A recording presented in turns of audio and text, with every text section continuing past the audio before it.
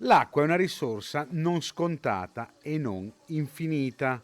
I nostri territori stanno vivendo un costante calo della risorsa idrica, tanto da mobilitare anche Palazzo Moroni, che nelle scorse settimane ha emanato un'ordinanza con dei suggerimenti alla popolazione. Proprio per sensibilizzare i padovani è partita anche una campagna con buone pratiche da tenere.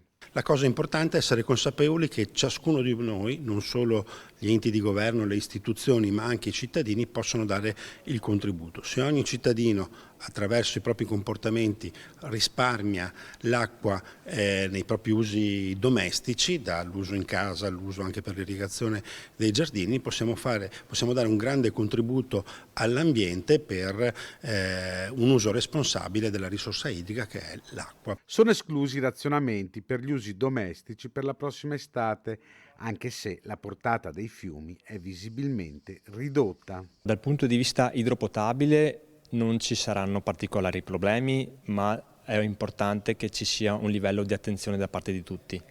Dal punto di vista dei livelli idrometrici dei fiumi, non possiamo dirlo adesso, nel senso che comunque se la parte diciamo di piovosità e di risorsa nivale non sarà aumentata, è ovvio che l'estate sarà un'estate di carenza idrica dal punto di vista dei deflussi. Molto si sta facendo per evitare sprechi, anche con l'utilizzo dei fondi del PNRR. In questo senso Acea Sapiens e AMGA ha partecipato al bando PNRR che ha poi vinto, finanziando per 14 milioni gli interventi che andremo a eseguire in questi 2 anni e che ci porteranno ad avere un acquedotto che comunque è già performante adesso, perché ora è in classe B, in una scala che va da A ad E, in classe A, quindi ad avere delle perdite al di sotto del 20%.